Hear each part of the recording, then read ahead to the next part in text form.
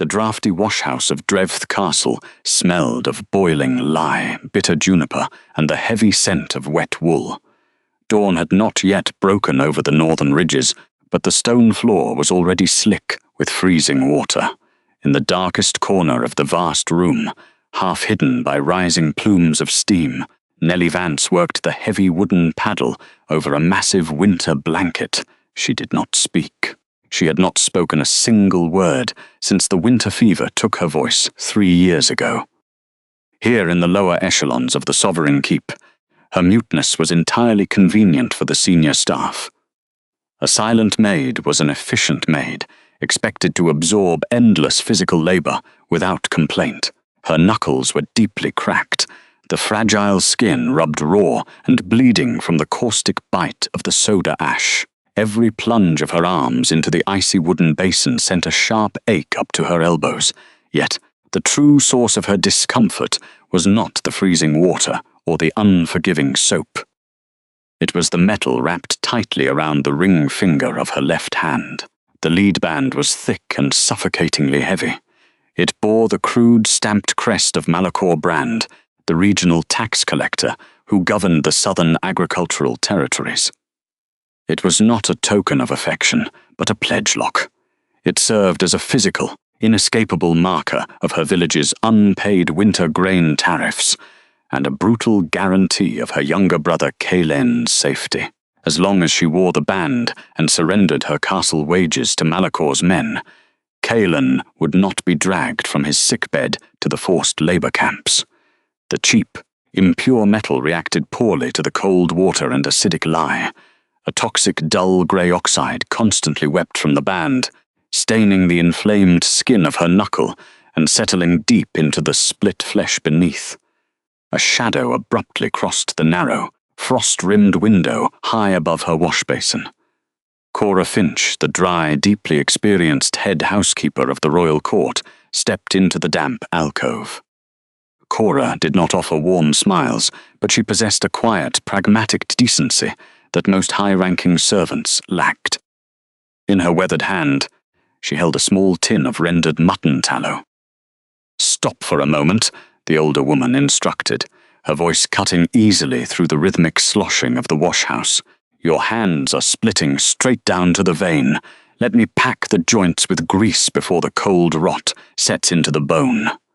Cora reached out, fully intending to coat Nellie's cracked skin with a thick, protective barrier against the lye. Nellie stiffened immediately. She pulled her left hand back with a sharp jerk, pressing it flat against the wet linen of her heavy apron. She looked at the housekeeper and shook her head once. It was a short, definitive motion. It was not foolish pride that made her refuse. It was simple, desperate calculation. Nellie knew exactly how the cheap lead alloy behaved under pressure. If the heavy animal grease became trapped beneath the tight circumference of the metal, it would permanently seal the caustic moisture against her weeping chemical burn. The fat would corrode the unrefined lead even faster, driving the toxic grey stain directly into her bloodstream. She could not afford to lose the finger. More importantly, she could not afford a debilitating infection that would render her unable to work. Cora sighed, capping the small tin with a sharp metallic click. The veteran housekeeper did not push the matter further. She had survived 4 decades in Drevth Castle entirely by knowing when to look away from another woman's private survival tactics. "Have it your way, girl," Cora murmured, her tone devoid of pity. "But dry them off and wrap them tight. You are done with the heavy wool for the morning. I need someone entirely silent for the upper floors." The upper administrative levels of the keep possessed an entirely different atmospheric weight. Here, the air was thick with the scent of melted beeswax, dry parchment, aged cedar and cold iron. There was no shouting, no frantic clatter of wooden buckets, and no rushing footsteps. The silence inside the Royal High Court Library was structural and absolute. Nellie stepped into the private chamber, her soft leather soles making absolutely no sound against the polished slate floor. The cavernous hearth dominated the far wall, choked with the cold grey ash and charred pine logs of last night's fire. Her assigned task was straightforward but required meticulous care. She needed to clear the debris and polish the stone before the sun crested the eastern peaks and the high officials arrived to commence the day's territorial audits. She set her iron ash bucket down onto the floor with agonizing slowness, ensuring the metal base did not scrape against the slate. She reached toward the mantel for the heavy brass shovel. The tool was built for the grip of a large man, solidly cast and heavily soot-stained, its long handle polished smooth by generations of royal servants. Nellie gripped the top of the shaft firmly with her right hand, but the sheer weight of the brass head required proper leverage to maneuver. She needed the strength of her left hand to guide the wide blade through the dense ash. Certainty lodged in her chest like a splinter of ice. The lead band on her finger was an immense liability in a room governed by such unyielding quiet. If the unrefined metal struck the solid brass shovel, the sharp, discordant clink would echo off the high vaulted ceiling, instantly announcing her presence. Worse, it would draw unwanted attention to the illegal pledge lock she carried. Unsanctioned human liens were strictly forbidden inside the Sovereign's walls. A voiceless maid discovered, bearing a corrupted warden's mark, would not find justice. She would simply be thrown into the snow for violating the purity of the court. She could not risk exposure. Nellie systematically adjusted her posture, tucking her left elbow tight against her ribs. She extended her forearm straight out, pressing the bruised, sensitive inside of her wrist flush against the heavy brass handle. By locking her arm into a rigid, unnatural brace, she managed to support the tremendous weight of the shovel without letting her fingers make any direct contact with the metal shaft. The physical position was deeply agonizing. The strain tore sharply at the delicate tendons in her shoulder, and the chemical burn on her ring finger throbbed in perfect time with her racing pulse. Yet her movements remained fluid, graceful, and meticulously silent. She scooped the fine grey ash with deliberate slowness, shifting her weight from her heels to her toes. She dumped each heavy load into the iron bucket, without allowing a single puff of dust to rise into the pristine air of the library. She focused her entire consciousness on the geometry of the stone hearth, the precise angle of the brass shovel, and the steady, shallow rhythm of her own breathing. The gravel of the unburnt coals bit into the brass edge like broken teeth, but she absorbed the harsh vibration entirely through her locked wrist. She refused to let the lead band touch the tool. She was a ghost inside the high court, a silent shadow diligently scraping away the ruins of the fire. That was exactly how she needed to remain. Invisible, strictly efficient, and hidden entirely beneath the notice of the powerful men who ruled these halls. The temperature in the library dropped sharply when the heavy oak doors swung inward, bringing with it the scent of cold pine, winter frost, and polished leather. Nellie kept her head bowed, her knees pressed firmly against the soot-stained flagstones of the great hearth. She did not stop sweeping the loose ash into a neat, precise mound. Pausing would draw attention, and attention was the one thing a servant carrying an illegal debt could never afford. Footsteps crossed the threshold. They were not the hurried, scuffling steps of a panicked senior clerk, nor the heavy, armored tread of a royal guard. They were measured, deliberate, and entirely unhurried, echoing off the high, vaulted ceiling with the rhythmic certainty of a pendulum. King Darius Vaughan did not announce his arrival with a proclamation, nor did he demand the room be cleared. He merely walked to the high-back chair at the central oak table and pulled a towering stack of bound winter tax reports toward him. He demanded absolute silence, not with a spoken command, but with the sheer gravitational weight of his posture. Nellie kept her breathing shallow, matching the rise and fall of her chest to the distant whistling of the wind against the glass panes.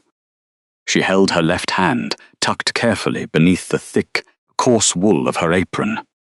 The lead band around her ring finger felt like a loop of solid ice, weeping a grey, metallic oxide into the raw, unhealed blisters on her skin.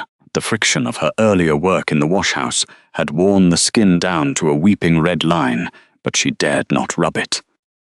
She gripped the short broom with her right hand, working the stiff bristles in slow, agonizingly quiet strokes. At the table behind her, Darius unfolded a massive wax-sealed ledger. The sound of the heavy vellum turning echoed in the cavernous room like a cracking whip. He reached into the inner pocket of his dark velvet coat and produced a pair of wire-rimmed reading spectacles, sliding them onto the bridge of his nose. He did not look at the accumulated ash, the cold hearth, or the servant kneeling in the shadows. His focus was entirely administrative, cold and precise, locked onto the columns of numbers, detailing the territorial grain yields from the border wards. The Sovereign Charter demanded exact accounting, and the king permitted no rounding of fractions, no vague estimations from his regional overseers. Darius Vaughan occupied silence the way other men occupied speech, without apology, without the nervous impulse to fill it. Nellie watched him purely from the periphery of her vision, tracking his movements through the faint reflection on the polished brass firedogs. Most men of power she had known were loud. Her former master liked to shout, to slam his heavy fists on wooden tables, to ensure everyone in the room felt his authority through sheer physical intimidation. The sovereign, sitting 10 feet away, was entirely different. His authority was structural.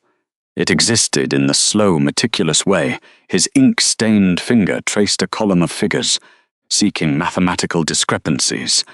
In the provincial tariffs, she needed to finish cleaning the hearth before the heat of the room made her hand swell further. The ash was nearly gathered.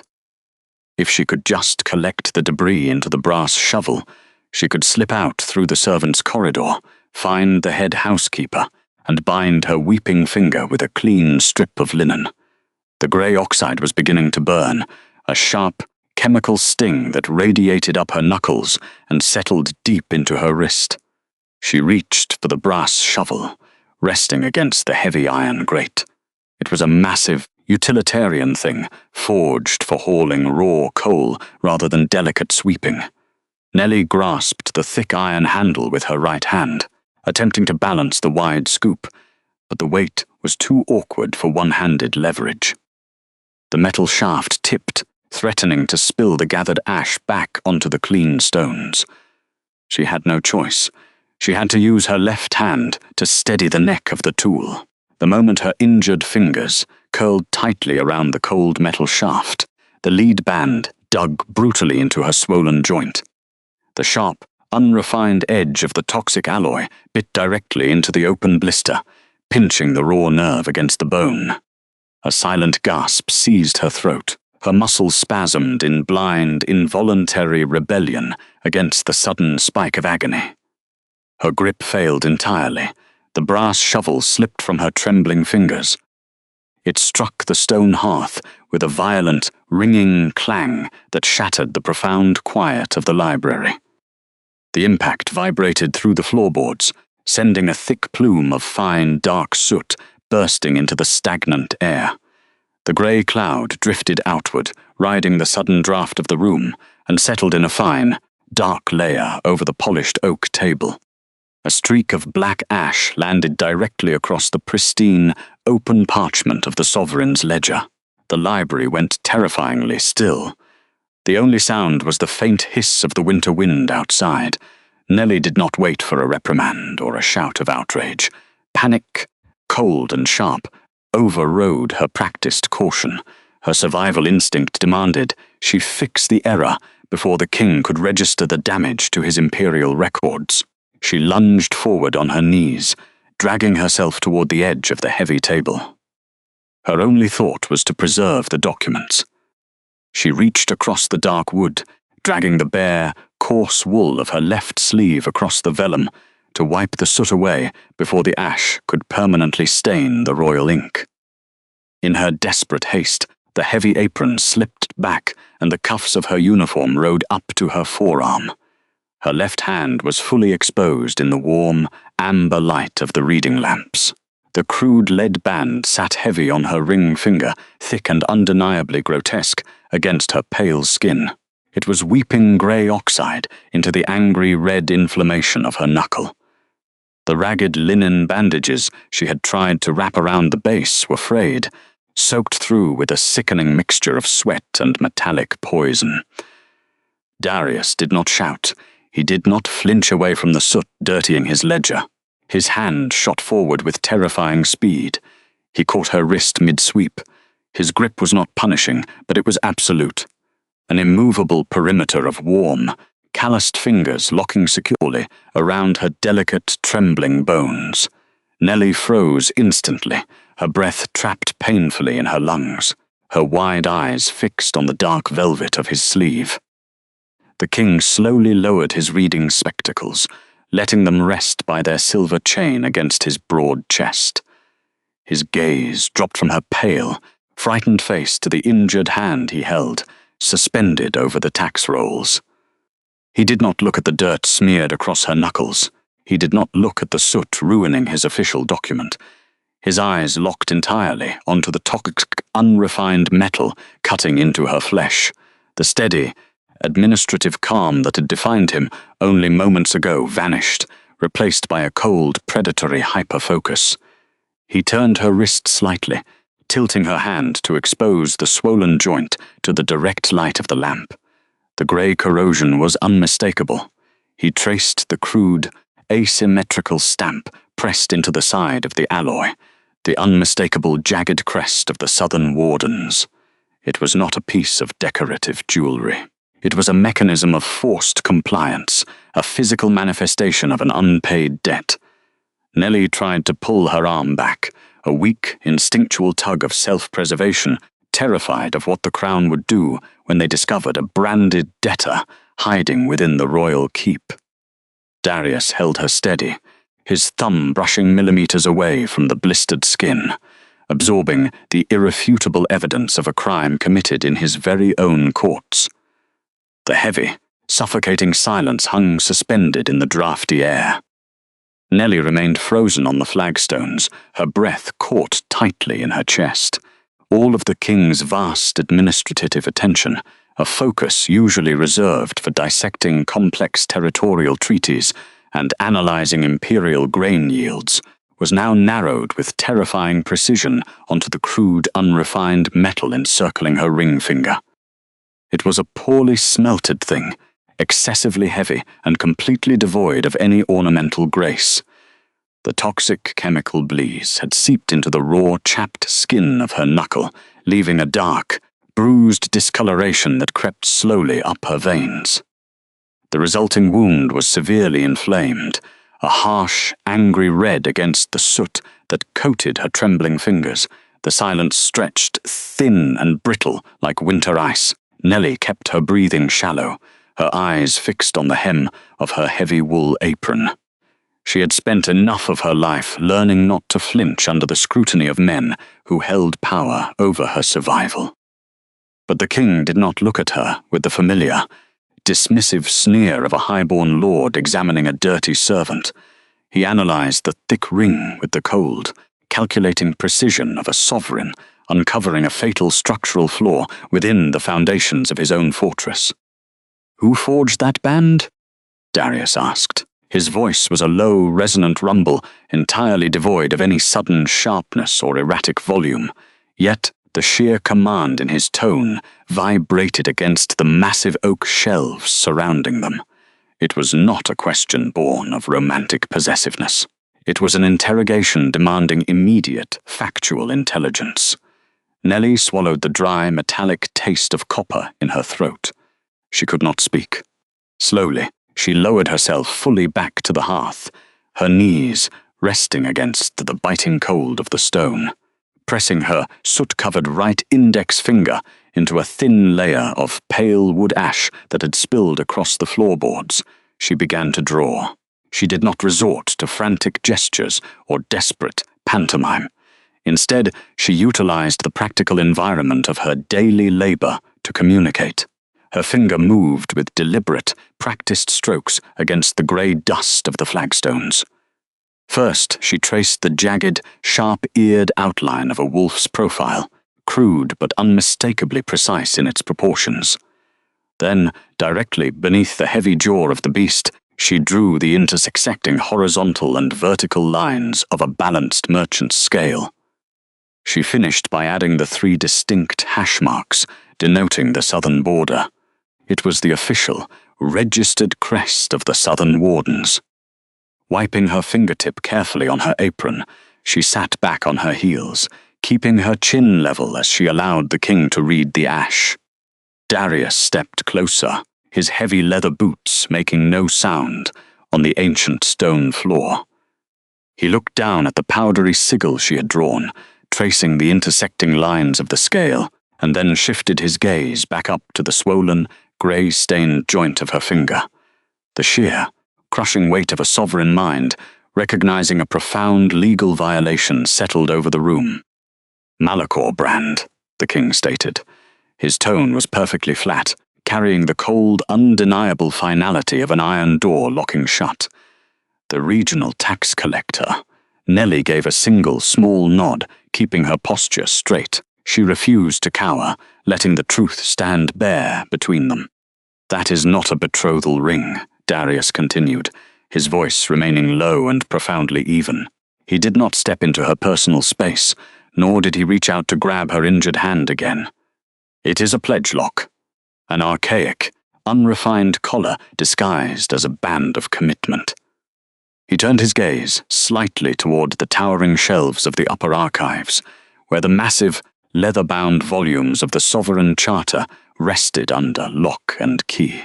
"The Southern Wardens have been reporting full compliance with imperial tax codes for 3 consecutive cycles," Darius explained, speaking to her not as an invisible maid, but as an essential witness to a severe municipal crime. But the Charter explicitly outlaws unauthorized human and Omega liens. A pledge lock is a calculated method used to bypass imperial labor laws, treating municipal debt as unrecorded physical collateral. He has branded you to secure the unpaid winter grain tariffs of your village, effectively keeping your labor off the crown's official ledgers so he can pocket the excess silver. Nellie let that knowledge settle into her like cold water dropping into stone. Slow, thorough, filling every crack.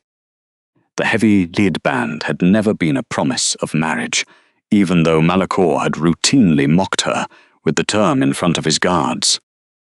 It was a financial shackle. Hearing the highest legal authority in the land define it in precise administrative terms, suddenly stripped away the heavy, invisible weight that had kept her shoulders bowed for months. Darius looked back at her damaged hand. The grey oxide from the lead was methodically poisoning her bloodstream, causing the severe tissue swelling that made every movement of a laundry brush an agonizing effort. He did not offer her soft, useless sympathies. Sympathy was an entirely useless weapon against systemic corruption.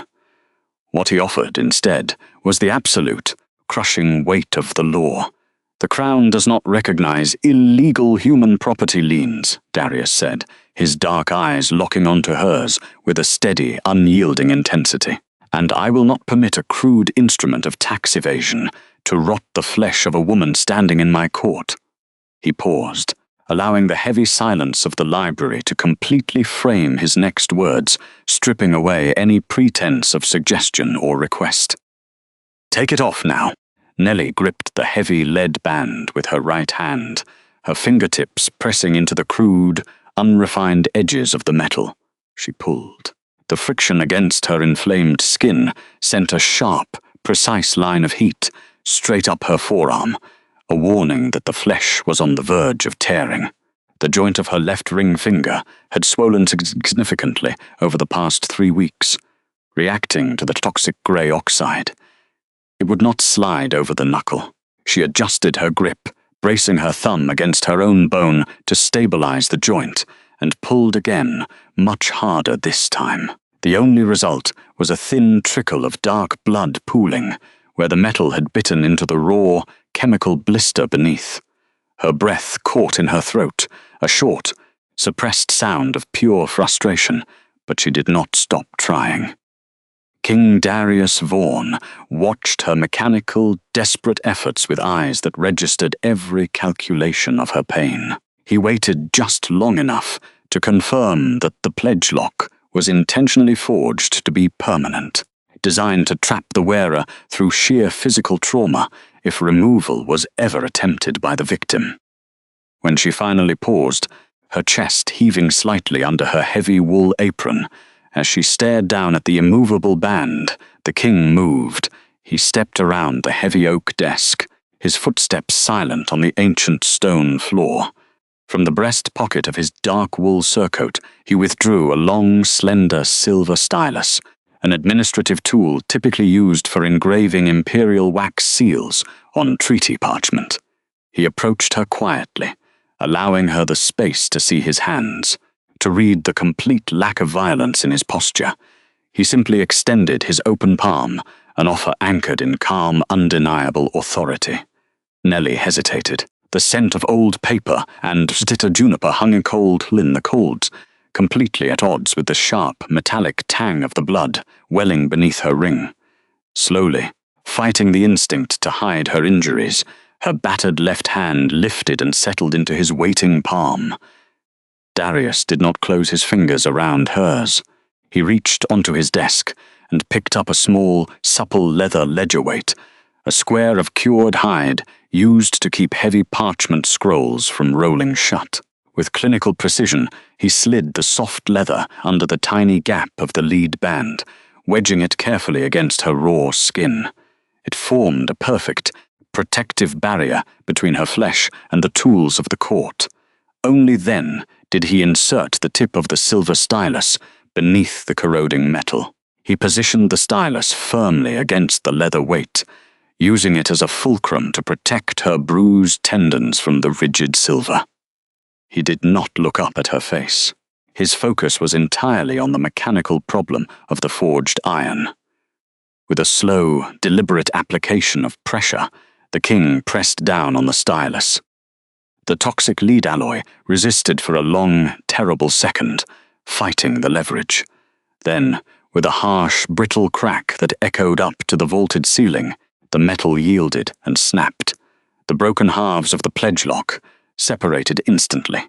Darius tilted his hand, and the two pieces of heavy, corrupted lead clattered onto the cold stone floor of the library. The sound they made was dull and flat, entirely lacking the clean resonance of pure iron or sovereign silver. It was the sound of cheap, illegal cruelty hitting the ground, completely stripped of its power. The king calmly withdrew the leather weight from Nellie's trembling hand and set both the hide and the silver stylus back onto the polished surface of his desk, restoring the physical order of his workspace. Nellie stood frozen in the center of the vast archive room. Her left hand remained suspended in the air, exactly where he had left it. She stared blindly at her ring finger. There was a deep, bruised indentation wrapping around the bone, stained with a dark, ashen rim of chemical burns and broken skin, yet it was the sheer emptiness that paralyzed her.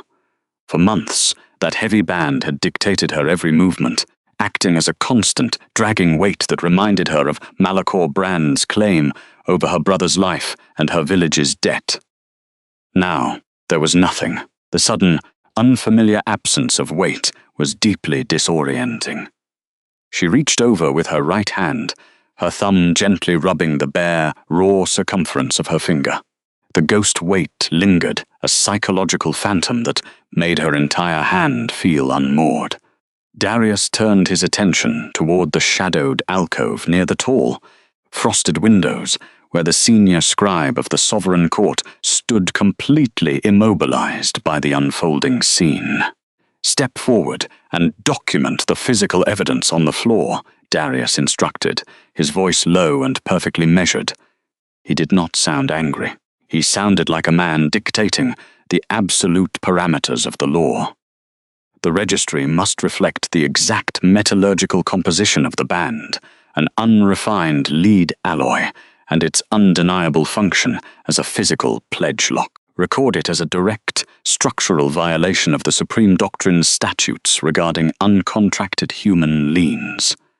The scribe scrambled to his desk, dipping his quill into a fresh well of dark ink, his hands shaking slightly as he transcribed the king's exact phrasing onto the imperial ledger. Nellie continued to rub her bare finger, the rough, familiar texture of her own chapped skin replacing the cold bite of the lead. She listened to the rapid scratch of the quill on the thick parchment. It was the sound of her exploitation being systematically dismantled, not by swords or shouted threats, but by the quiet, inescapable weight of administrative truth. She closed her eyes for a brief moment, letting the scent of beeswax and cold stone ground her scattered senses.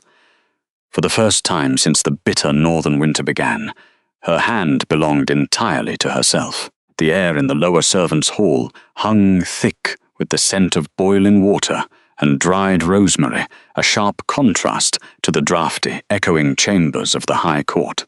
Down here, the cold stone was tempered by the massive central hearth where the evening soup simmered in a cast-iron kettle. Cora Finch sat on a low wooden stool, a ceramic jar resting on her knees. The head housekeeper simply reached out, taking Nellie Vance's left hand and turning it toward the firelight to examine the raw, weeping circle left behind by the pledge lock. The skin was inflamed, stained a faint, sickly grey at the edges where the toxic oxide had eaten into the dermal layers. Cora murmured a low, practical sound of disapproval. She dipped 2 blunt fingers into the jar, bringing up a generous scoop of pale green lavender salve. The herbal ointment hit the injured skin with a sudden stinging cold that rapidly melted into a deep, numbing relief. Nellie kept her posture perfectly still, her breath catching only once as the older woman worked the medicinal fat into the deepest fissures of the chemical burn. It was not the kind of care that demanded gratitude. It was the kind that simply recognized an injury and fixed it. Once the salve was absorbed, Cora wrapped the swollen joint in a strip of clean, boiled linen, pulling the fabric taut and tying it off with a neat knot. The heavy, pulling weight that had anchored the maid's hand for months was completely gone. In its place was only the slight, protective pressure of the bandage. A thick wooden trencher was pushed onto the table in front of her. Resting on the rough grain of the wood was a thick heel of dark rye bread and a small bowl of clear broth. Nellie reached for the bread. Her left hand moved upward, and for a fraction of a second her muscles braced for the pendulum swing of the heavy alloy. The drag did not come.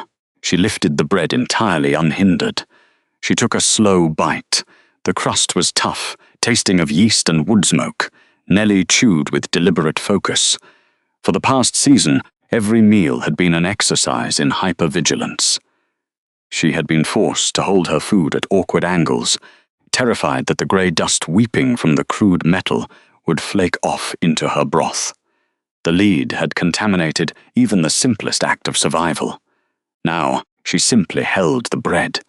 She traced the crust with her unburdened thumb, letting the warmth of the food settle in her stomach. Silence occupied the hall, but it was not the tense, brittle quiet of the administrative levels. It was the steady, rhythmic quiet of women resting after a long day of labor. Nellie finished her meal crumb by crumb, letting the lavender scent of the bandage mix with the smell of the rye. The following morning brought a permanent shift in jurisdiction.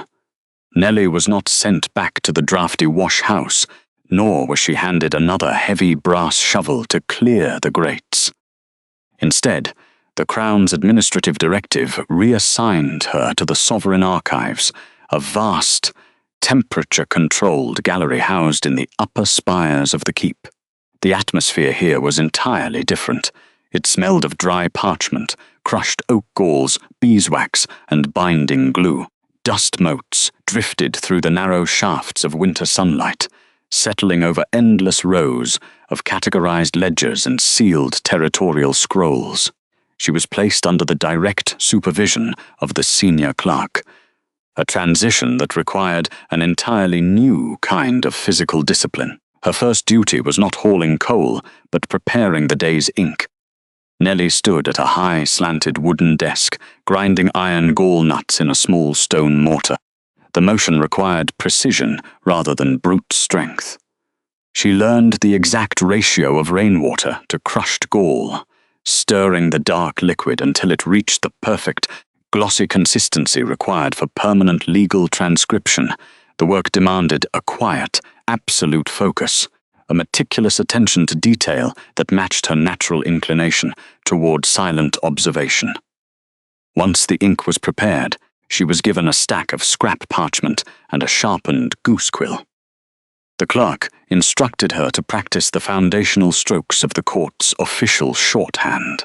She picked up the quill with her right hand, but anchoring the thick parchment with her left proved to be a complex, mechanical challenge.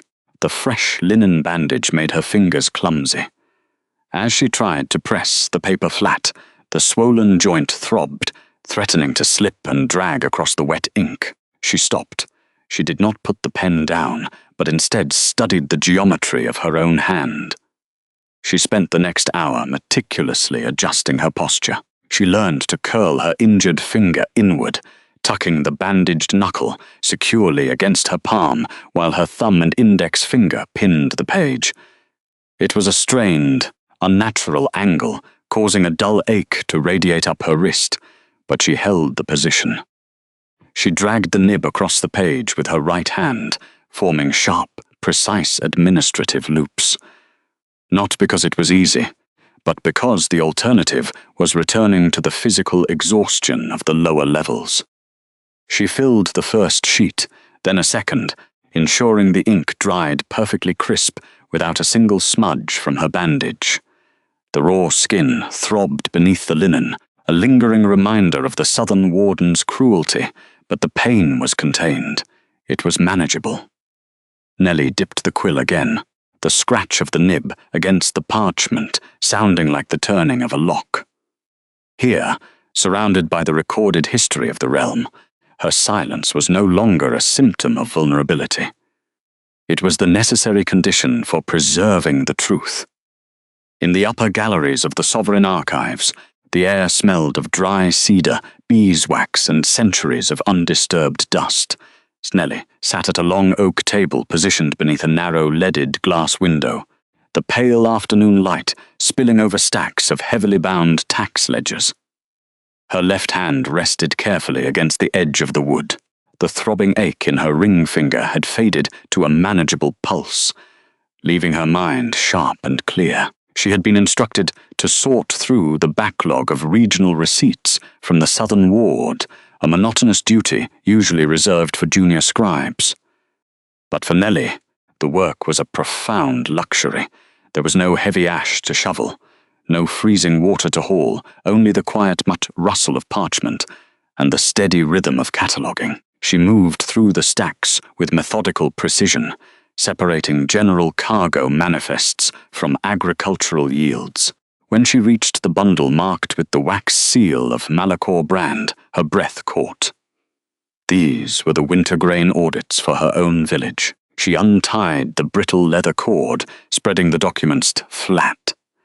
The numbers recorded in the heavy black ink painted a picture of consecutive, catastrophic crop failures. According to the ledger, her people had produced less than half their expected quota for 3 years running, justifying the brutal labor Lean's Malachor extracted as compensation. Nellie stared at the figures, her brow furrowing in silent concentration. She remembered the harvest 2 years ago perfectly. Her younger brother had worked until his hands bled, bringing in carts overflowing with winter wheat. The numbers on the page were a mathematical impossibility. Nellie leaned closer, her analytical mind engaging with the physical evidence. She picked up a receipt from 3 years prior and held it up to the pale light, cutting through the window. The Crown's official parchment was milled in the capital, carrying a distinct, heavy watermark of the sovereign crest embedded deep within the fibres. She then lifted the receipt from the most recent harvest. The surface texture felt slightly too smooth against her fingertips, lacking the coarse bite of authentic royal vellum. She pressed her right thumbnail against the corner of the page, dragging the nail firmly along the edge. The paper flaked, brittle and cheap. Holding both sheets to the light, she compared the watermarks. The older receipt displayed a crisp, deeply pressed crest. The newer one bore a watermark that was shallow, slightly blurred at the edges, and noticeably lighter, as if stamped after the paper had dried. It was a forgery. Malachor had not simply overtaxed them due to a harsh winter. He had fabricated the royal receipts entirely, submitting false deficits to the Crown, while hoarding the actual grain yields for his own profit, using the artificial debt to claim human collateral. She did not panic, nor weep for the injustice. She simply picked up a graphite pencil, her grip steady, and began to carefully document the physical anomalies in the margins. The heavy oak door of the archive room opened without a sound. Darius Vaughan crossed the threshold with the silent, unhurried grace that commanded the absolute attention of any room he entered. He governed the silence with natural authority, observing the quiet sanctuary of the library with sharp, assessing eyes. The senior clerk was absent, leaving the space entirely to the mute woman working by the window. Darius paused by the central reading desk, watching Nellie. She was completely absorbed in the Southern Ward ledgers, her head bowed over the parchment, her right hand moving in precise strokes, while her bandaged left hand anchored the heavy, shifting pages. He walked closer, his boots making no sound against the woven rugs. The scent of bitter juniper and cold ozone settled into the stale air of the archives. Nellie sensed the shift in the room's atmospheric pressure. She froze, the pencil hovering an inch above the paper, and slowly turned her head.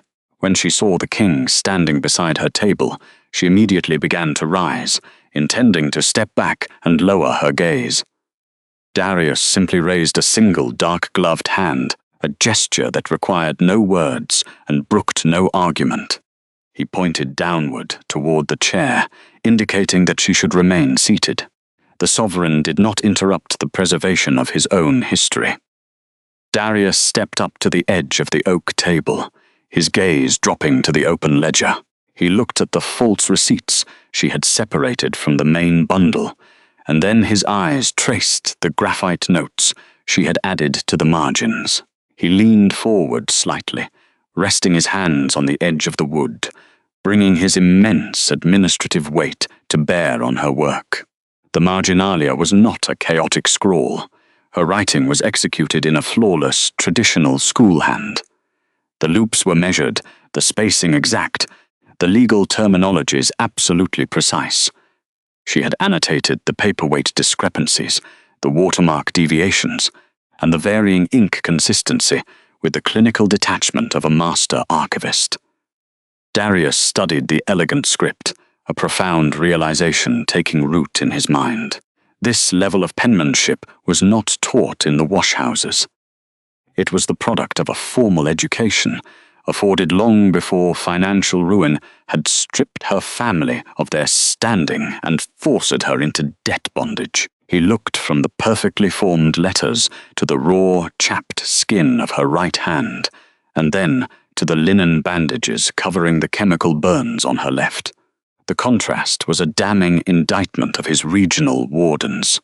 A mind capable of executing high court audits had been reduced to hauling toxic lye because of a fabricated tax deficit. Darius reached out and lightly tapped his silver stylus against her meticulous graphite notes, a silent, absolute acknowledgement of her intellectual worth. He gathered the forged ledgers. "Bring your pencils," he instructed quietly, turning toward the corridor. Nellie followed him down the quiet hall to the sovereign's private study. The temperature in the corridor outside was biting, a relentless draught of northern winter air slipping over the polished stone floors. As they entered, King Darius Vaughan deliberately wedged a solid iron doorstop beneath the thick timber frame of his study door, securing it firmly in place. The Royal High Court was a vast, unforgiving machine fueled by whispered gossip. They always said an Omega should know her place, and that place was never behind closed doors with the crown. Darius understood the cruel architecture of palace reputation better than anyone. By leaving the heavy door wide open, he ensured the royal guards stationed in the hall had a clear, unobstructed line of sight into the room. There were no shadowed corners for rumors to breed, no locked doors to imply coercion. It was a strict ethical boundary rendered in physical space.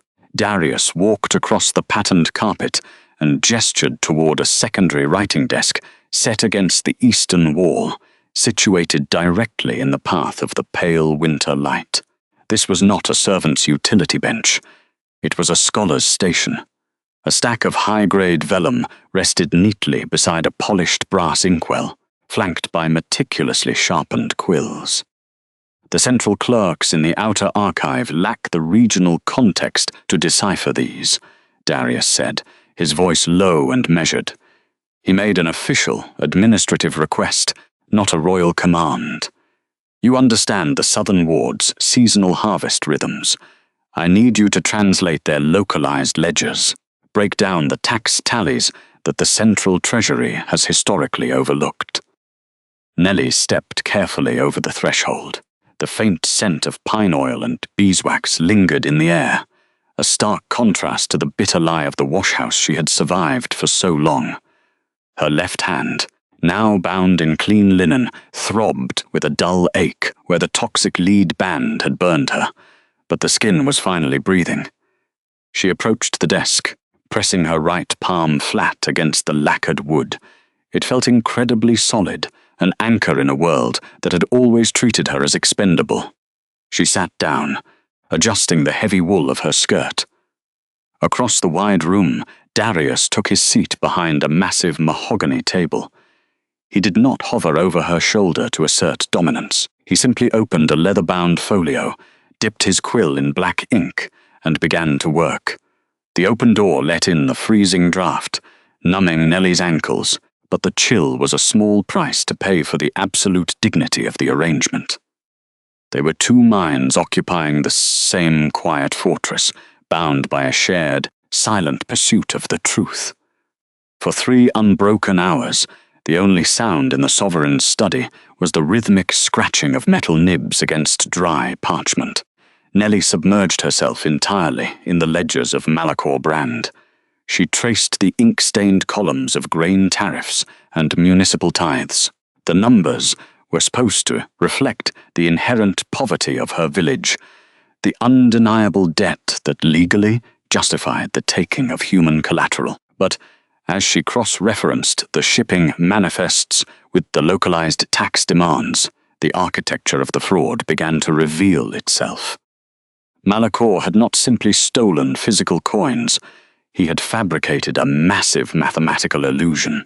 He had systematically inflated the regional tariffs by applying a compounding interest formula to the grain quotas, punishing the village for severe harvest shortfalls that did not actually exist. She tracked the ornate handwriting of the regional warden, her breath catching as she found the foundational error in his pristine lie. She grabbed a fresh sheet of vellum, her pen moving in rapid, precise strokes. She aligned Malachor's monthly ration logs with the Sovereign Crown's official agrarian calendar. The Southern Warden had been incredibly arrogant. In his effort to maximize the fabricated debt, Malachor had applied his inflated tax formula across every consecutive month for the past decade, entirely forgetting to adjust his ledgers for the leap year. The sovereign calendar required a specific 28-day reduction every 4th winter, known as the frost intercalary, to account for the frozen soil. Malachor had charged the village for 30 days of standard, high-yield harvest during a month when the ground was entirely dead. He taxed them for days that were not on the calendar, for grain that could never have grown. It was a gaping mathematical error that cascaded through the ledgers, proving the debt used to enslave her people was a legal fiction. Nellie stood up abruptly. Her chair scraped against the stone floor, the sharp noise shattering the quiet concentration of the room. Darius paused, his quill hovering motionless above his paperwork. He looked up, his dark eyes instantly locking onto her rigid posture. She did not hesitate. Nellie crossed the wide expanse of the study, carrying the damning sheet of vellum. She placed it squarely in the center of the king's desk. Her wrapped left hand rested heavily on the edge of the mahogany table, while her uninjured right index finger tapped firmly on the exact column where the calendar discrepancy lay. Darius leaned forward, his gaze dropping to the numbers. He picked up his silver stylus, using the blunt end to track her calculations, following the flawless logic of the missing leap year adjustment. He saw the precise moment that tax quotas decoupled from reality, ballooning into an illegal phantom debt that trapped hundreds of commoners in servitude. The silence that followed was not empty. It was the atmospheric stillness of a compass needle finding north. Darius let out a slow, controlled exhale, his jaw tightening as the sheer scale of the embezzlement crystallized before him. The Crown's authority had been weaponized to bleed a starving village dry. "He taxed time itself," Darius murmured, his voice dropping to a dangerous icy register. He looked up from the parchment, meeting Nellie's steady gaze. There was no pity in his eyes, only a profound, recognizing respect for the intellect that had dismantled a tyrant. The debt is a mathematical fabrication. Every pledge lock he holds is entirely void. Nellie felt a sudden, fierce heat rise in her chest. The heavy lead band was already gone from her finger, but this was the exact moment she truly felt the weight lift from her spine. She had not needed a sword to sever the chains binding her family. She had only needed the truth, recorded in dry ink, laid bare before a sovereign who actually possessed the integrity to read it. By the following afternoon, her work had expanded into the sovereign archives. The heavy smell of aged vellum, beeswax, and iron gall ink usually brought a deep sense of order to the vast room. The thick oak tables offered a solid foundation for the scattered ledgers. Nellie sat near the high-arched window, relying on the pale light to illuminate the cramped, aggressive handwriting of the Southern Ward records. She worked with methodical precision, holding a brass straightedge against the uneven columns of tax data. Her left hand rested flat against the parchment, the skin of her ring finger still pink and tender, yet entirely free of the crushing weight that had bound it for months. She had spent the past 3 hours cataloguing the labor conscription logs. Malachor Brand maintained exhaustive records of every villager taken as collateral for unpaid grain tariffs. The numbers were neatly tabulated, reducing human lives to sheer agricultural output values. The young woman dipped her thin brush into the stone inkwell, ready to transcribe the next page of pending draft orders into the Royal Registry format. She unrolled a fresh requisition scroll, its edges stiff and brittle from the bitter northern wind that had carried it to the fortress. The wax seal at the bottom bore the crude stamping of the regional warden. Nellie flattened the parchment, scanning the inventory of intended seizures for the upcoming winter quarter.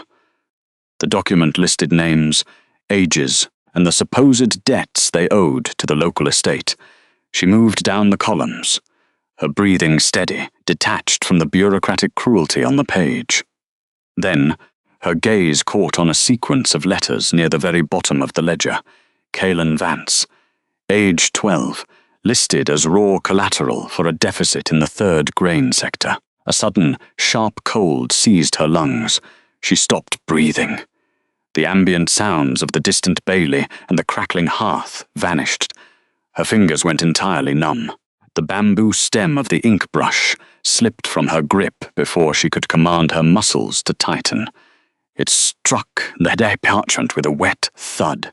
The saturated bristles landed directly onto the ink-scrawled letters of her younger brother's name. A dark pool of black pigment immediately began to blossom across the fibers of the paper. She jolted forward, desperate to lift the brush, but her hand shook with uncontrollable force. The side of her palm caught the wet puddle, dragging the dark liquid into a jagged, smeared streak across the entire draft order. She pulled her hand back, staring at the ruined page, her chest heaving as the black stain expanded over the only family she had left in the world. The ink soaked into the rough texture of the page, blotting out the cruel arithmetic that condemned a child to forced labor. The iron hinges of the archive door shifted. The subtle change in air pressure announced the arrival of the king before his bootsteps registered on the stone floor. Darius stepped into the chamber, his posture carrying the usual unhurried weight of a man accustomed to absolute authority. He paused, his sharp eyes immediately registering the rigid tension in her shoulders and the dark pigment staining her trembling fingers. He did not ask what had happened. Darius walked slowly to the edge of the reading table, his gaze dropping to the ruined requisition scroll. He stood beside her, close enough that she could smell the faint trace of pine and ozone clinging to his dark wool cloak. Yet he maintained a deliberate, respectful distance. He read the smeared text, piecing together the visible letters of the boy's name and the numerical value assigned to his life. Without a word, the Sovereign reached across the desk and opened a small cedar box containing pristine archival supplies. He extracted a square of fine grey blotting paper.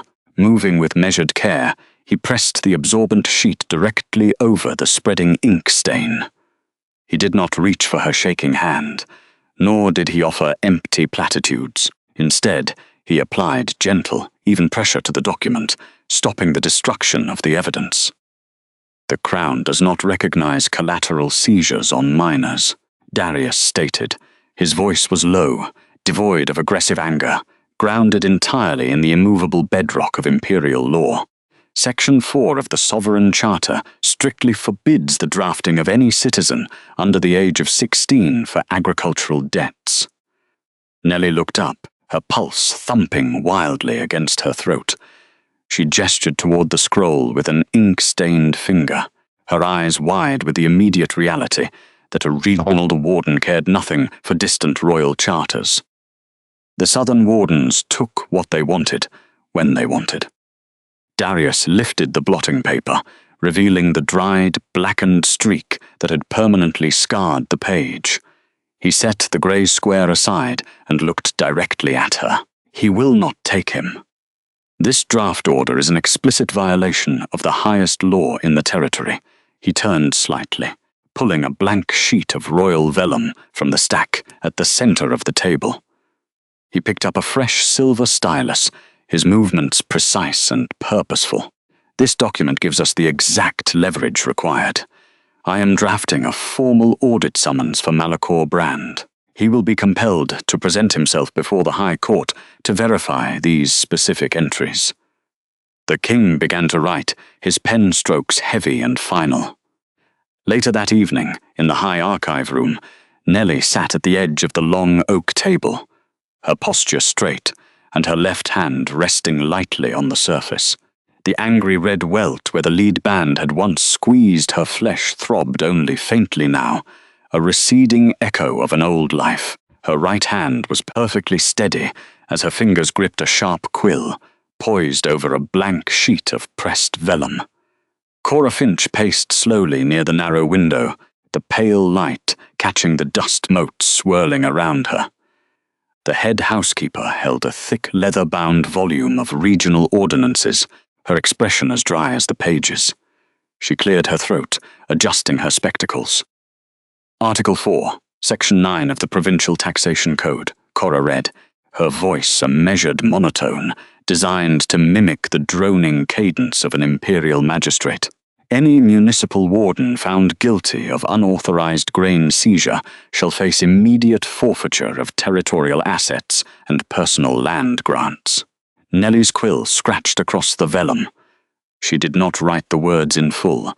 Instead, she executed the precise, rapid shorthand symbols she had spent the last 2 days memorizing. A sharp downward stroke for warden, a curved loop intersecting a horizontal dash for seizure, a tight, heavy dot indicating forfeiture. The ink flowed smooth and black, settling into the fibers of the page. She breathed in through her nose, the scent of the iron gall ink anchoring her focus. Furthermore, Cora continued, glancing up to check Nellie's pace before looking back at the heavy book. The application of a human lien against an unpaid winter tariff, without the express documentation of the Sovereign Court, constitutes a direct violation of imperial law. Such acts are punishable by the immediate revocation of rank. Nellie's hand flew across the page. The symbol for lion was a jagged, intersecting cross. She pressed the nib down slightly harder on that particular mark, letting the ink pool for a fraction of a second before moving on. She was not just practicing her speed, she was forging her armor. For years, her silence had been a space others, filled with demands, threats, and illegal debts. Now, her silence was a vessel for the Crown's undeniable law. She translated Cora's spoken words into physical evidence, her knuckles white but unwavering. Cora snapped the heavy book shut. The sound echoed off the stone walls like a gavel striking wood. She walked over to the table and leaned down, inspecting the neat, compressed lines of shorthand. For a long moment, the older woman said nothing. She simply traced a corloosed finger in the air above the wet ink, nodding slowly. Nellie looked up, offering a small, questioning tilt of her head. "Your symbols are clean. Your margins are perfectly aligned," Cora said quietly, her tone stripped of its usual gruffness. "You do not hesitate on the heavy words, Nellie. That is what matters. When the regional magistrates speak tomorrow, they will try to bury their crimes in long, twisting sentences. Your job is to catch the truth before it hits the floor and pin it to the page." Nellie offered a single firm nod. She set the quill down and rubbed her bandaged left ring finger with her thumb. The skin was tender, but the crushing weight of the toxic metal was gone. She pulled a fresh sheet of vellum toward her, dipping her nib back into the inkwell. She tapped the edge of the glass once, signaling she was ready for another round. Cora permitted herself a brief, rare smile before opening the heavy book to a new chapter on embezzlement laws. The next morning, the heavy iron-reinforced doors of the royal tribunal's lower antechamber shuddered open, letting in a violent gust of bitter northern wind. The draught swept down the stone corridor, carrying the smell of wet earth and freezing rain. Malachor Brand stepped across the threshold, his heavy, mud-caked boots striking the polished flagstones with a dull, arrogant rhythm. He was flanked by 3 personal guards, their cloaks lined with expensive southern fur that looked entirely out of place in the austere architecture of Drevth Castle. Malachor himself wore a thick wool coat dyed in the deep ostentatious crimson of the regional tax collectors. He paused in the center of the antechamber, peeling off his soaked leather gloves and slapping them against his thigh, his face twisted in a scowl of mundane irritation. "Is there not a single sealed window in this entire fortress?" Malachor complained loudly, his voice echoing off the high-vaulted ceiling. The 2 palace sentries standing by the inner archway remained perfectly still, their faces impassive, refusing to acknowledge the outburst. Malachor scoffed, tossing his wet gloves to one of his guards. He had received the king's summons 2 days prior, a formally sealed document demanding his presence for a standard municipal tax review. To the corrupt official, it was nothing more than a bureaucratic nuisance. He fully expected to sit in a drafty room, nod at a few low-ranking auditors, rubber-stamp the grain ledgers, and perhaps collect the mute maid, who had mysteriously vanished from his territory. He had already mentally calculated the penalty fee he would charge the Crown for keeping his property past her designated transit period. Shivering dramatically, the warden marched across the antechamber toward the massivest hearth built into the western wall. The fire within was burning low, the thick logs reduced to a bed of glowing, cherry-red embers. It was the exact hearth Nellie had scrubbed just days before, its brass grate now perfectly polished and free of soot. Malachor held his thick, ringed hands out toward the fading heat. He rubbed his palms together, oblivious to the meticulous cleanliness of the stone beneath his boots. "You would think the Sovereign Court could afford to keep a fire properly stoked," he muttered, kicking a stray piece of charred wood back into the grate with the toe of his boot, leaving a streak of mud on the pristine brass. He adjusted the heavy silver chain across his chest, a symbol of his regional authority, and glanced around the quiet hall. There was a profound stillness to the castle that unnerved him, though he masked his discomfort with loud sighs and sharp demands for hot wine.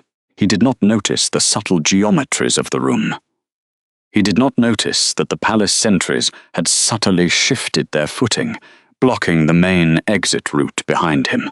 He did not recognize that the absolute silence of the fortress was not a sign of emptiness, but of deep, calculated observation. A clerk in grey robes stepped from the shadows of the inner corridor, carrying a thin wooden ledger. The man bowed stiffly, his eyes fixed firmly on the center of the warden's chest rather than his face. "Warden Malachor," the clerk said, his voice entirely devoid of inflection. "The king's auditors are prepared to receive your ledgers. You are to proceed to the upper tribunal chambers." Malachor waved a hand dismissively. "Finally, let us get this over with. I have a long ride back to the southern ward, and I intend to leave before the roads freeze entirely." He stepped away from the hearth, unbothered by the trail of muddy water his boots left across the clean stone.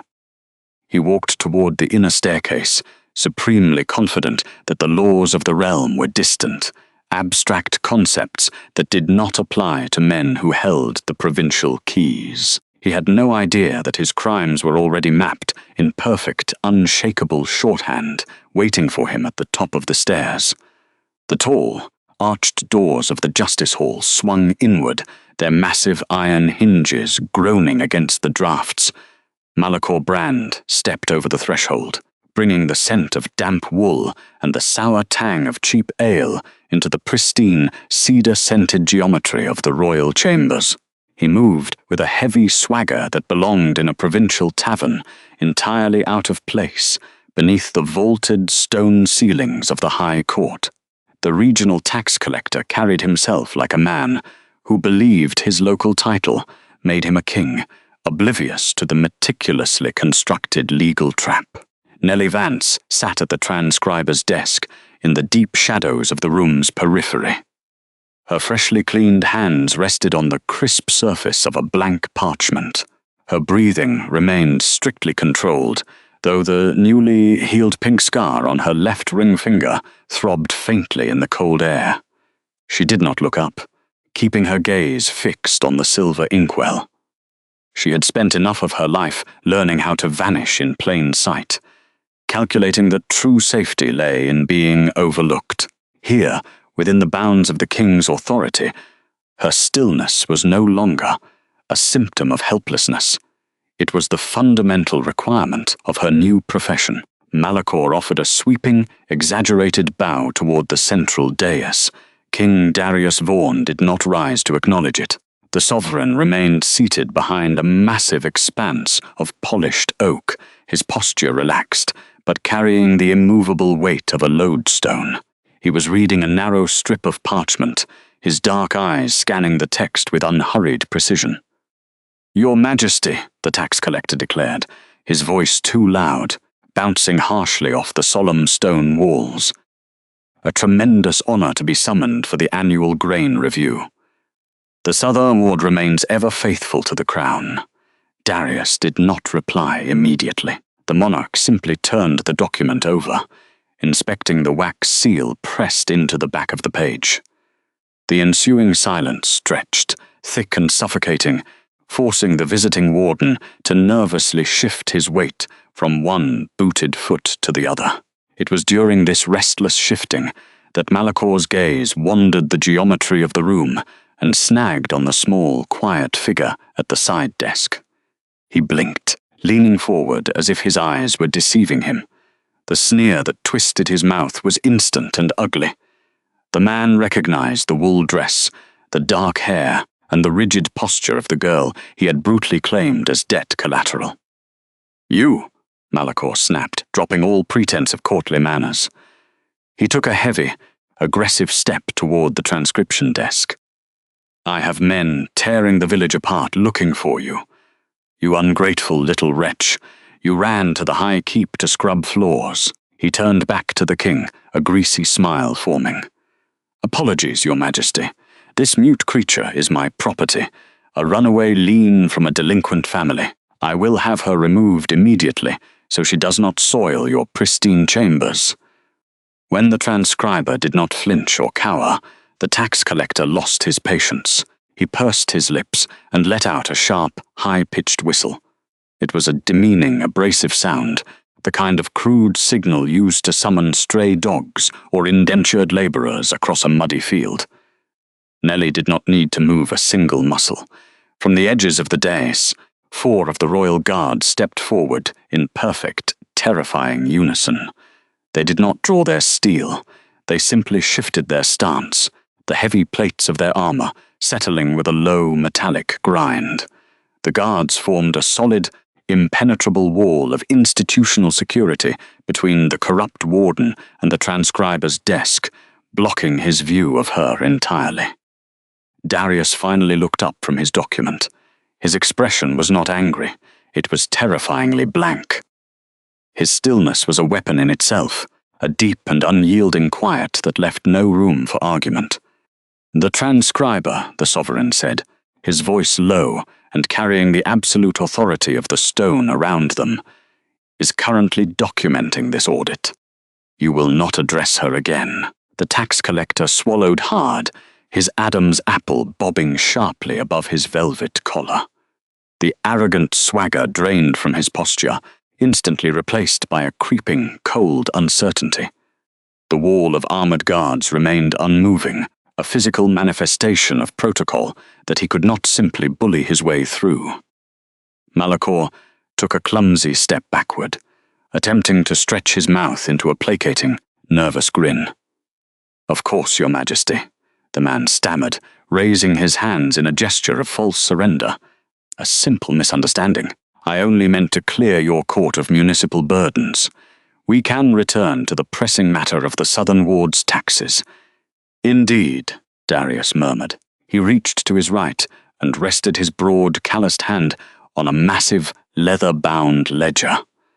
It was the exact book Nellie had spent the previous nights organizing, the one filled with her neat penciled corrections and margin notes detailing years of systemic municipal fraud.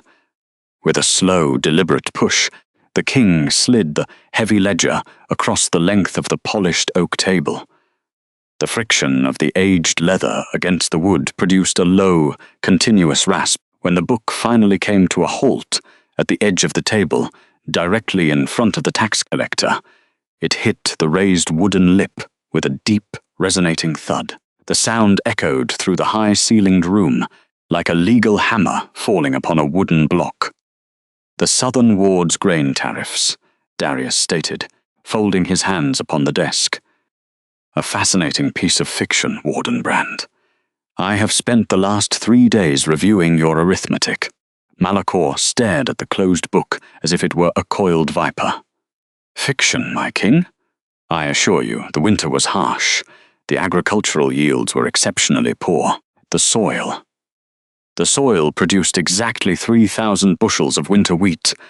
More than you declared in the imperial registry," the sovereign interrupted. He did not raise his voice. He simply stated the facts as they had been unraveled from the tangled threads of the regional accounts.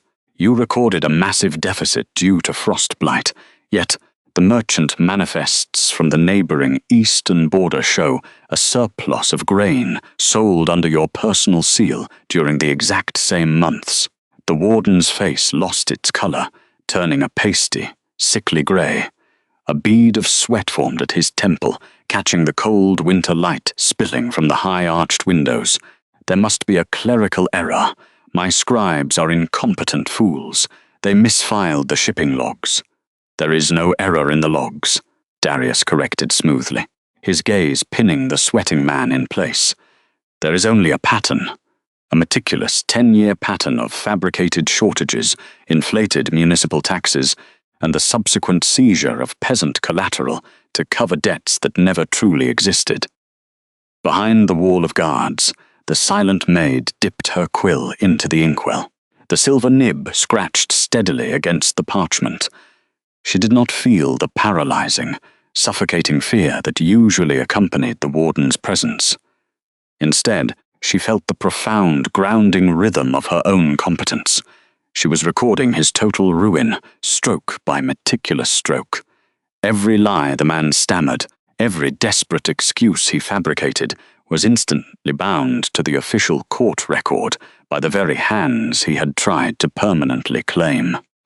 You have utilized illegal taxation to force families into destitution, the king continued, the atmospheric pressure in the room dropping to a freezing point. And when they could not pay the tariffs you invented, you issued unauthorized human liens to harvest their labor. The Sovereign Charter allows for indentured debt recovery, Malachor protested, his voice cracking as pure panic finally set in. It is a recognized local law. I have the right to claim pledges. You have the right to petition the crown for labor reallocation, Darius corrected, his tone dropping a fraction of an octave. You do not have the right to forge a sovereign seal, and you certainly do not have the right to chain the citizens of my kingdom with lead. The heavy, iron-clasped cover of the Sovereign Charter met the oak desk with a sound like a closing vault. The sheer physical density of the Supreme Registry demanded immediate, absolute stillness from the Grand Hall. King Darius Vaughan did not glare at the regional tax collector. He did not raise his voice to demand obedience. Instead, his long, unhurried fingers turned the massive vellum pages, the thick parchment scraping softly in the frozen silence of the grand chamber. The scent of ancient beeswax and dry, cracked leather filled the space between them. When the sovereign finally found the correct registry entry, he smoothed the page flat with the palm of his hand.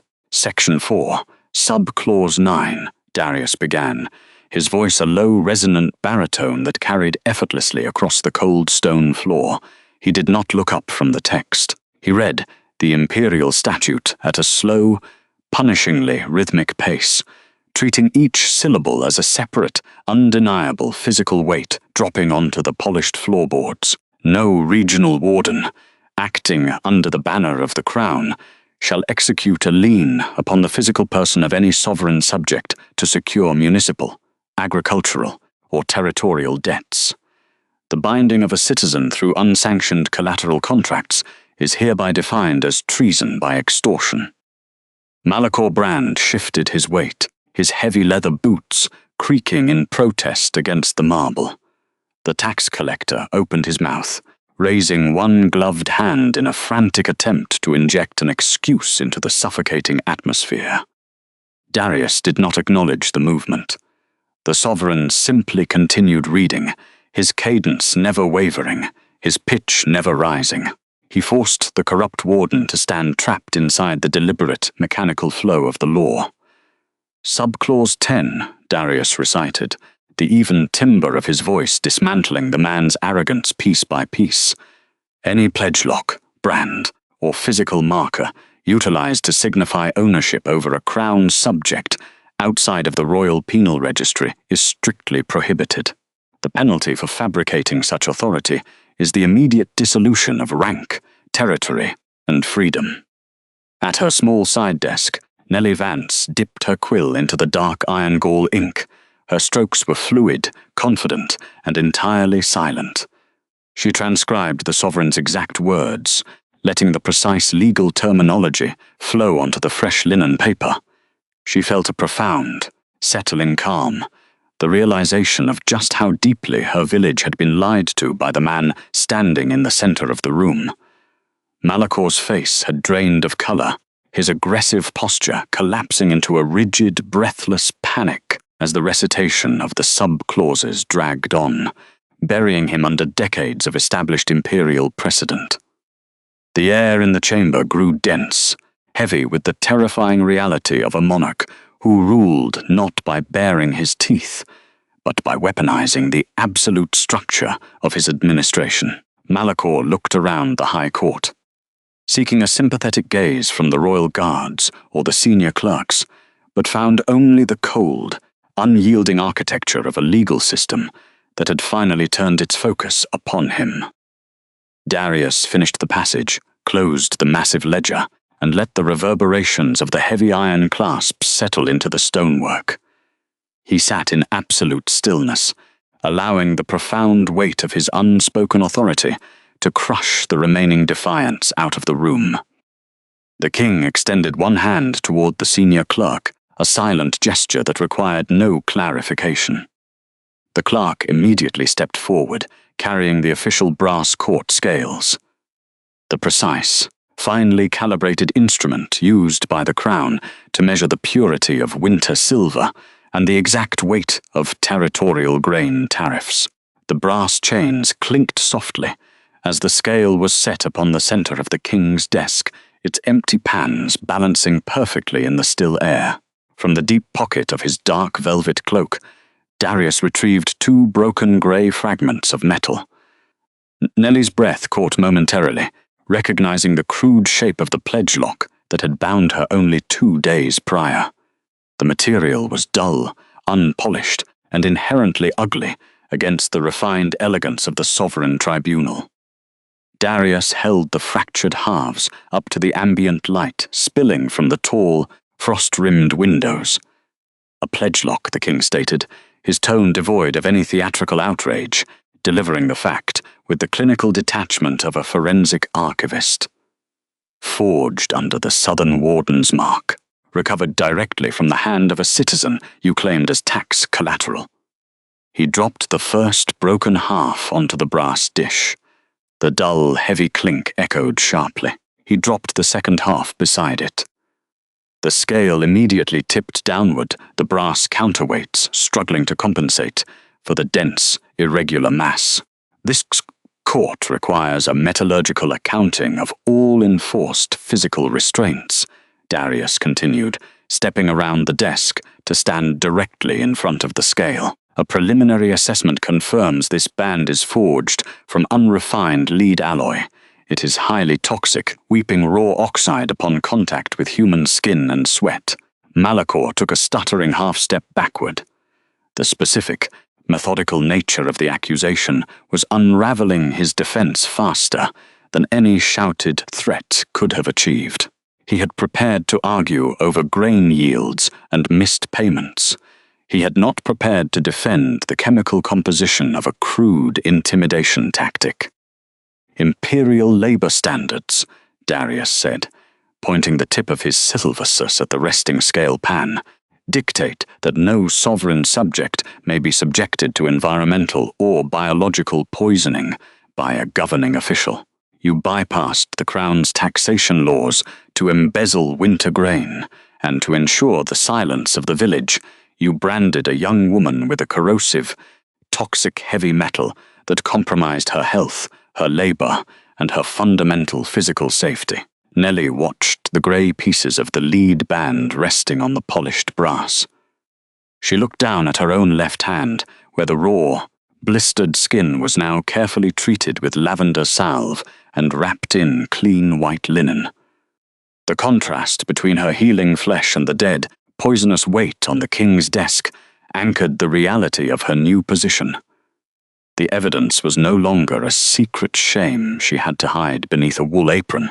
It was an officially documented violation of the imperial mandate, weighed, measured, and entered into the unalterable history of the realm. The heavy silence of the upper tribunal was absolute, broken only by the rhythmic scrape of a quill as the royal scribe formalized the spoken decree. Darius Vaughan stood by his desk, his expression unreadable. True sovereignty never required shouting. It required the steady application of the law by the authority vested in the Sovereign Charter, Darius stated, his tone low and resonant. The title of Southern Warden is hereby revoked from the House of Brand. All assets held under your seal are frozen. You are remanded to the custody of the royal magistrates. Malachor Brand stood rigid, his chest rising in shallow jerks. The broken pieces of the toxic lead band sat on the table before him, a material truth that no amount of aristocratic posturing could erase. Darius turned his attention to a secondary stack of ledgers. Furthermore, the arbitrary grain tariffs levied against the border villages are nullified. All outstanding debts claimed by the Southern Ward are permanently erased. Caelan Vance, along with every individual illegally marked as collateral, is declared free of all obligations. Nellie sat perfectly still at her transcription desk, her little brother's name recorded into the permanent history of the realm. The weight of the unpaid debt dissolved into the crisp sound of a turning page. Instead of fear, she felt a profound, settling calm wash over her, grounding her completely in the physical reality of her freedom. Darius slid a thick sheet of parchment across the table. Sign the transfer of your regional authority. Malachor reached for the silver-barreled quill.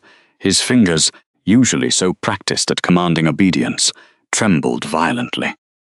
As he tried to dip the sharp nib, his shaking hand collided with the heavy glass inkwell. The vessel tipped over, spilling a dark pool of black ink across the polished oak wood. It splashed over the edge, staining the embroidered cuffs of his expensive velvet coat. It was a pathetic, undignified mess. Darius withdrew a wooden-encased graphite pencil, a crude tool usually reserved for rough field notes, and placed it on the dry edge of the legal document. "Use this," the king commanded, devoid of pity. "The crown's ink is reserved for legitimate records." Malachor swallowed hard, his face flushing crimson. With clumsy strokes, he scratched his signature in faint grey graphite. The villain's downfall was not marked by a violent shouting match, but by the absolute stripping of his administrative weight. "Take him to the holding wing," Darius instructed the guards. "No additional coal. He will experience the winter exactly as the villages under his jurisdiction have." The former warden was escorted from the room. The panelled doors closed behind him with a resonant, final thud. The stifling tension that had filled the chamber seemed to vanish with the disgraced official. Darius exhaled slowly, the rigid line of his shoulders relaxing. He gathered the graphite-smudged transfer document, applied his own wax seal to the bottom corner, and set it aside. Then he looked across the room. "Come here, Nellie," he said, returning to a low, measured timbre. Nellie stood, smoothing the front of her dark wool skirt. She walked toward the king's massive desk, her steps quiet but entirely steady. She was no longer hiding her hands beneath a heavy apron, no longer curling her fingers inward to conceal the toxic metal that had defined her existence. Darius unrolled a pristine length of vellum from the royal registry. It was the sovereign wardship ledger, the highest tier of legal protection the crown could offer. It meant she belonged to no local lord, answered to no regional tax collector, and could never be claimed as collateral again. "The position of chief conservator requires a formal oath," Darius explained, tapping the edge of the vellum with his silver stylus. "But, as you are mute, the crown accepts your signature as a binding declaration of your professional autonomy. You are not a servant of this keep, Nellie. You are an official of the archives."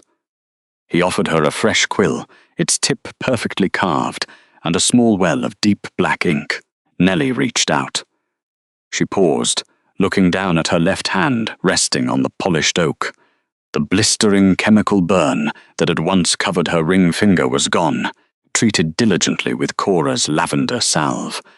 In its place, the skin was turning a healthy pink, healing cleanly under the amber sunlight streaming through the arched windows. There was no more grey oxide. Her hands, once chapped from scrubbing cold hearths, were now stained only with fresh black ink. It was the undeniable mark of a scholar. A woman's hands were meant for her own labour and her own choices, not to carry the illegal debts of men who hid behind local rank. She dipped the quill. The tool felt light, perfectly balanced between her fingers, entirely unlike the heavy brass shovels she had used to clear the ash from the court's fireplaces. With precise strokes, she signed her name on the bottom line. Darius watched the ink dry. He did not pull her into an aggressive embrace or make possessive declarations. That was the coercion she had just escaped. Instead, he stood beside her, occupying the space with absolute respect. His protection was not a cage, it was a fortress, and he had just handed her the keys to the library. Nellie set the quill down, a durable safety settling into her chest. Tomorrow she would organize the historical ledgers, shape her schedule with care, and know exactly where she stood. And for the first time in a long time, she inhaled the scent of beeswax, old parchment, and pine smoke, knowing she had finally found a home where silence was not a punishment, but a place of power.